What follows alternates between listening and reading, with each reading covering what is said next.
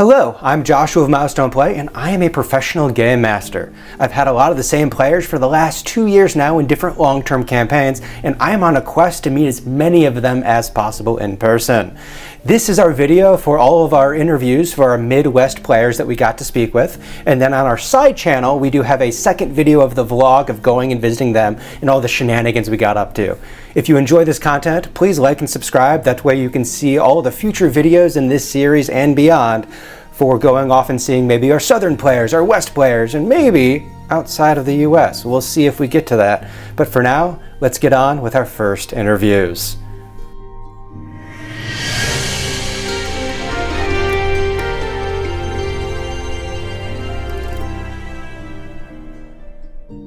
Starting off our interview, let's go ahead and meet who we're going to be speaking with. I'm F, and my first character with Josh was Darren Silverstar, a paladin, and my current character is Daniel Clementine, a illusionist wizard. Alright, I'm Eric, Thrilleo on Josh's server. My first character was George Duran, sorcerer, and the character I'm playing now is a monk named Zoran. And I'm Chris. I play Kane currently, and prior to that I was playing Torin. My Discord is Vox. So. Fantastic. You don't get to find out my Discord. That's private information. Private information, perfectly Amazon. fine. I don't care. Hi, I'm Kate. I play Ravel, a flaming, lovely druid. Hi, my name is Mark. I met Joshua at Gen Con, and I play a barbarian, a bugbear barbarian in this game by the name of Marduk. My name is Jacob, also known as Bered Elil.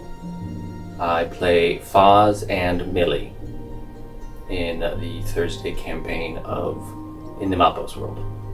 How long have you played role-playing games? Come back to me, I'm gonna have to count. Why don't you go first? I have to do that. I've been playing tabletop games for about 2 years now. On and off for 20 years, approximately. With you, about 2 years. RPGs in general, going back to when I first played my original first game of D&D, you're talking better than 40 years. More like 48, 49 years probably. It's been a while. I am a product of the 1980s boom in Dungeons and Dragons when it first peaked. So I sort of lived through that whole satanic panic thing, and just me and my friends found it to be just a whole lot of fun. I remember playing in game stores in the early 80s. I remember the first introduction of classes like the Ranger, and the first use of like computers to generate character scores and stuff like that. So I've been playing for a very long time. When I got to middle school, I was more concerned with trying to be cool than having a good time. So I'm still working on that one. I'm his wife. I'm allowed to laugh. I made that switch over from like playing D&D to like, you know, caring about girls and dates and stuff like that. And then sort of rediscovered the hobby when I was in college, you know, with some of my friends. So I've been playing on and off for decades now. Yeah. I started, we met in 2011, and you probably introduced it to me around 2012, 2013 or so. So no story history here. I started dating him, and he took me along for an awesome ride. Never forced her into it, just for the record. Always enjoyed it. Yes. Yeah. I was never one of those people who's like, my kids are gonna play D&D, and I want my wife to play D&D. It's fun for, you know, and maybe someday our daughter will pick it up. She's very brave. She is very brave. Yeah. This would be freshman year, which would be 2013, so 10 years. Why do you play role-playing games? I have clinical depression. On that hard turn to the camera. I play them because they give me an opportunity to see perspectives in a point of view that's different from my own, and I get to solve problems with other people in a group setting. It's fun. It's a good time to me. I play them because I'm getting to be an old bastard, and My real life? Yeah, not so much. So why not play a fantasy life where I'm a pretty cool, kick-ass, badass dude? That's what I meant, but like in a funnier way. I mean, the deadpan depression. I get it. I very much get it. I like to smash things. Like, it's really therapeutic after I've had a bad day to just go kill evil. You know, I've been asking myself that. It's strange that in all these years I don't have an answer. I mean, some people will say it's an escape. I never needed it or wanted it as an escape. I always just thought it was fun and cool and, you know, a great way to sit around with your friends and laugh and drink some Mountain Dew or, you know, more recently some beer and just have a great time with your friends. It was always, to me, it was sort of like the kids who lived mostly inside their minds, that had rich worlds inside their minds, found their way to this hobby and found a way to use their imagination and explore these sort of vast unknown worlds and do amazing, incredible, magical things. And I just always thought that was the coolest thing ever. Because they're hella fun. I thoroughly enjoy the storytelling aspect. Power fantasy is thoroughly enjoyable.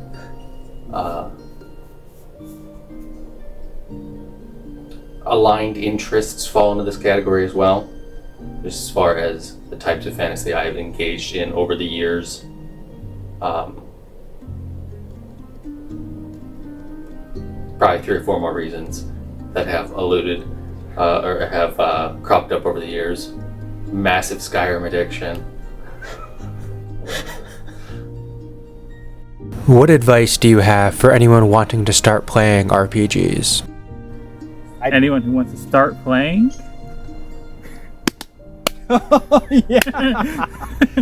Go sign up for startplaying.games. But no, I think the best way to start playing is to find people you're comfortable with and see if you can start a group with your friends, because that way you'll have mutual ground already that you can work through. Failing that, try and find DMs who are good at working with beginners. Yeah, I would say just throw yourself into it. Give it a try, read a rule book, don't think too much into it. Find some people that are friendly and understanding, welcoming to beginners, and give it a shot. It changed my life for the better. I don't see why it wouldn't for anybody else. I would say don't be afraid, embrace your character. Most of us can't sing very well, but we all sing in the shower. Don't be afraid to just go for it. Like, be yourself, have fun, and I would say that there are so many resources out there, you know, from YouTube videos on learning how to play to, you know, game store meetups. And I would say this, there is so much diversity out there in the community. No matter who you are, no matter, you know, where you come from, how you identify, there is a table out there for you somewhere. Fantastic. You know, so it's a great hobby for not just anybody, but everybody. And coincidentally, we should just note for the record that we are doing this interview in Chicago on Pride Day. So It's true. So that's what's going on. So that's absolutely fantastic. Don't be afraid to have fun. I think things get caught up behind the guise of learning rules, learning etiquette, learning social aspects of things, and fun gets forgotten, especially in environments where you're not playing with your immediate friends. Would be probably one of the bigger pieces of advice on the notion of fun. There's a precept that exists in my world space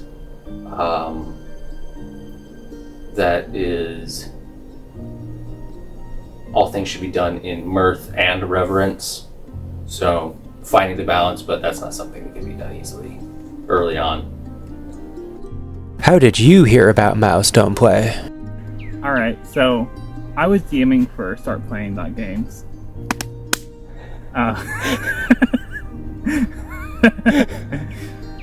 I was DMing for Start Playing myself, and then I decided, you know, I wanted to have a game where I could just have fun and play as a player. And Josh's game stuck out to me as a unique game where anything was possible, and I wanted to explore some new concepts. For me, it was kind of chance more than anything else. I had played video games based on D&D, Baldur's Gate, Neverwinter Nights, all that jazz. I never really took the plunge to play, and as I said, it just came by chance. Milestone was GMing a game in a local shop. My girlfriend kind of knew the owners, talked to them a little bit, said, hey, they got a one-shot down there, do you want to take part in it? I know you like these video games, you've showed interest in tabletop games, why not give it a go? So we went down there, we had a blast, had a really great time, and I decided I wanted more. So I kind of reached out to Josh, contacted him, and got into a game and hit the ground running. I've always been interested in tabletop games. As far as Milestone play, blame him. Well, you know, one year at Gen Con, it's always a scramble to get events. And we got this, like, bottom of the barrel event that nobody else had. And so we're like, well, this will probably suck, but let's go. You. No, that's not true. But getting events every year at Gen Con is, it's super competitive. And me and my crew, we know how to do it. And we ended up signing up for what sounded like a really cool event. And then we go, and this DM there, he is amazing because he has an encyclopedic knowledge of the rules. And he's got, like, since we're playing in person, he has this map set up where we're fighting like some sort of tentacle horrors or something. And he's used pipe cleaners on the map so that he can actually entangle our characters. They're so awesome. Like, on the board. He handed out these, whenever somebody found a potion, he handed out this potion bottle that was a little glass stoppered flask with red hardened liquid in the bottom, so it gave the illusion of red liquid. And it had the appropriate number of D8s in there, so that A, we always knew who was holding the potion bottle, and B, when you needed to use it, you just opened it and rolled the dice. So that's so cool. I know, some of the most ingenious, like, at the table type of play that I've ever seen, coupled with somebody who, A, really wants to encourage people to, like, explore the character and what they can do. Somebody who very much, like, sort of follows the rule of cool without letting people, like, work around the rules, you know? And somebody who, yeah, man, pull out any spell from any supplement, you know, anywhere, and he's like, oh yeah, I know about that. Yeah, for sure. So we were just, you know, me and my friends were super impressed with Joshua and what he brought to the game. And so after coming back from Gen Con, Which I wasn't invited to. yeah.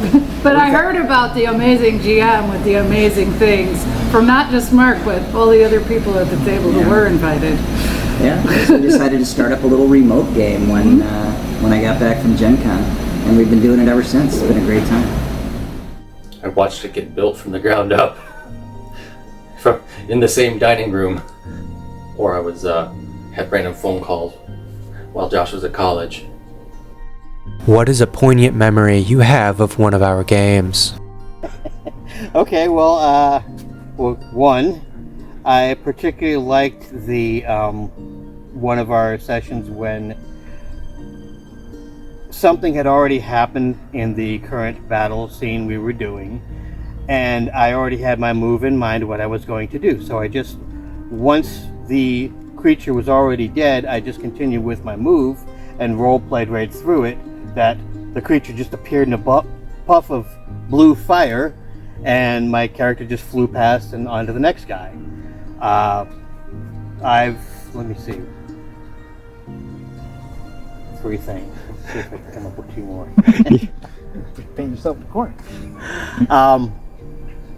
Well, no, actually, I very much enjoyed the whole aspect that there's been some things that I had, let's go this way and try to do this. And for example, I wanted to get dark vision on touring, but what we had on hand was not available for a proper tool to get dark vision. However, what came up was the deep speech with the Oni Tooth Eerie, which was kind of cool because there's my third option, was when we actually fought the Oni and I threw a heavy metal robotic dog up in the air that latched onto it to bring it down so we could actually reach it and fight it.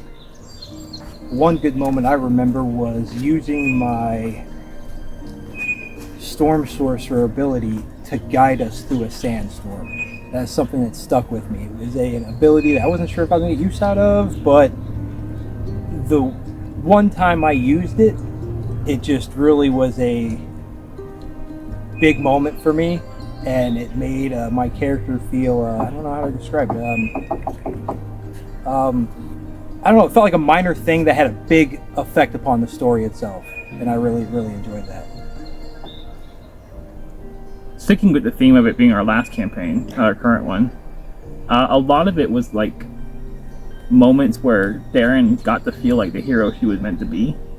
Like working with Jorg to fight, I never remember his name, Garbodor or whatever. Garabor. Garabor. He's a Pokemon now, he's a garbage man. Garbodor. It's like working together with Jorg to fight him, like having him counterspell Jorg's Scorching Rays, or like having to shield me and then fail a saving throw against Jorg. That felt fun. Trying to like hold aggro against that bloody mummy lord. All those moments felt really nice. And then the ending was really poignant, to answer your actual initial question. Not that they didn't, but to reference back the word poignant that I'm not pronouncing right, I don't believe. But okay. I've actually got a better one now I think about it. It was on the Sand Cruiser when we all came together to fight through this giant desert creature. You know, I had to dual cast Haste and Bigsby's hand at the same time, and my character almost killed himself just to keep us getting crushed from tentacles. Vox's character was flying through the air with a battle axe, crushing tentacles that were trying to grab us and kill us. Darren, F's character, was just beating off any attackers that came at us while we were on this boat, and Monkey, Valen was just casting magic left and right, trying to support us. You know, Wolfgar had the water. Yeah, the endless water decanter he used to help speed our boat along. Just moments like that where we all come together as a team. Everyone's abilities work together in unity to make something happen that would have been impossible with just one person. You know what I mean? Things like that. That's something that stuck with me and will probably stick with me for a long time. Well, that's one of the parts that I find the most fun is the unique ways we can come up with to get over a problem, and even, as you know, I like to use the improvised weapons or tools. Just like, for example, we were in that one battle in the goblin stronghold there, and I jumped off the damn wall and put a ladder over two of them to keep them from moving. You know, that was a fun little trick.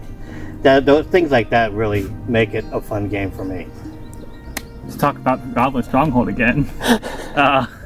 The I can't remember what it's called. The pitchfork, the Oni's, the Kanabo. Yes. When I knocked out like half the goblins with the ability, because it had an ability that everyone forgot about, and I was just looking through my sheet for anything that could pull us out of the situation. I was like, wait a second, they're all pretty bloody from like damage, aren't they? Let me just slam this on the ground and as a Hail Mary, and it worked mostly well enough. I also believe that was the first section we had where Jorg really got the fireballs going, and you just annihilated. I think that's what knocked them into range. Hordes of them. Yeah, because I remember that roleplay moment where your character was about tapped, and I think she did that. Like she was almost done, like exhausted. Yeah, no, I was definitely like a single digit HP. Yeah. No spell slots. Yep, that was a shining moment. That was cool. Yeah. I really like playing with a party member who's not with us anymore, but just everything about playing with her, because she was new. She'd never played D&D before, and so she just wanted to try all these things that just totally, like, an experienced D&D player would be like, no, that's a terrible idea, but it made sense to her, and she would just do it with gusto and enthusiasm, and that's really fun to play with new people. So that's my favorite bit. Any specific things you remember doing? that were really cool. She just wanted to charm everybody. She was so excited about charm person. Like, there was somebody like we thought would probably be an ally anyway, but she's like, let's just charm them so we can get like extra help from them. It was delightful. So my character has a fun, long-running gag with chili cheese fries, getting them, eating them all the time, getting them stuck in his bugbear fur, that sort of thing. It's nasty. But I think, one of my favorite memories, he also has a donkey named Thunderhoof, which he has had to leave behind on many adventures because, there's only so many places you can bring a donkey. But Marduk is very fond of his donkey, Thunderhoof. And I remember coming back from one of those adventures and going to visit him with his new adopted farm family. And just this scene with like Marduk sitting down next to Thunderhoof and like telling him, like going deep into the night, telling this donkey about all of his adventures. And the donkey, who obviously is a donkey, can't talk. Excuse me. You translate. My character has speak with animals, and so did translate. So sat there like a third wheel, just translating between the two.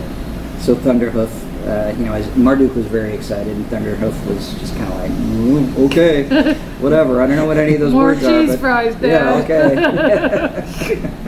Yeah, so we sat there and fed him some carrots, and we had a nice talk long into the evening. That was a cute moment. I think the in-game story that gets called back the most,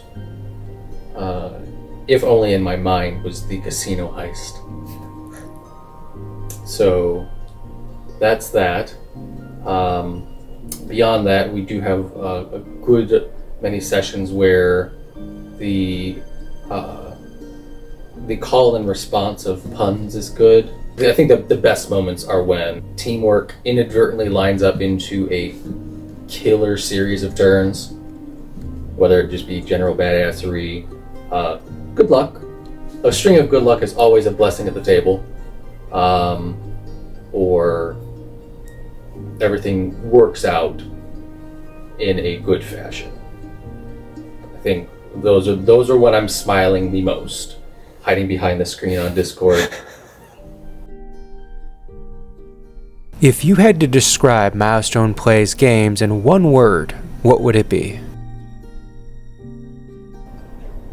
I was thinking something like Opus Maximus or something, but Opus Maximus, okay. no, I really like the way how fair it is, how balanced the play is. You do stick to the rules, but at the same time, you make it playable for the characters so that every situation is a challenge. But it's not an automatic, you're going to die if you don't do this exact thing at the right moment kind of situation. So. Fair, okay. I'm sorry, you said one word? I said one word, but you provided a definition, your personal definition to what that word meant. Say meaningful? Maybe substance? I'm looking for one word that could wrap all that up. Yeah, that could wrap all this up into one. It's hard to wrap it up in one word. Just, I guess, meaningful. There's no... Everything has a reason. The world is connected. I mean, if you're in a long campaign, of course. I mean, things are connected. Things have meaning. It isn't... Nothing we do feels throwaway or second thought or like there's not thought put behind it. You know what I mean? Everything feels like it's carefully placed, or... It's got the illusion of it to me anyway. I mean, it's again, substantial, meaningful. That's about the best I got right now. Satisfying. It does a good job of goal orientation. Being that the whole quest along the way is always goal orientated, but how you get there is all up to what screwball moves your character makes. I'd go with satisfying. Like, we get to stick with these characters for a long time. Like, both of our campaigns have gone for over a year at this point, and it's been nice having that. Most campaigns, most groups can't even last that long, let alone a campaign. And it's been nice sticking with a group for over 2 years now, and just having multiple character developments, multiple just developments. The characters develop and really become their own. I wouldn't say like their own people, but kind of their own people. Enchanting. Thoughtful. Okay. Balanced. You said one word, now I gave you a second word. Shillelagh. Kablooey. I shillelagh him with my shillelagh cantrip whenever he gets a little out of pocket, Right. Fantastic. which is a lot. Thank you, guys. Sure. If you had to describe Milestone Play's games in one word, what would it be? Deep. That was. I don't know if he was going to hear you. I'll say it no more. Deep. There's a chance that entire thing gets put in. But yeah, that's the interview. Those are good questions.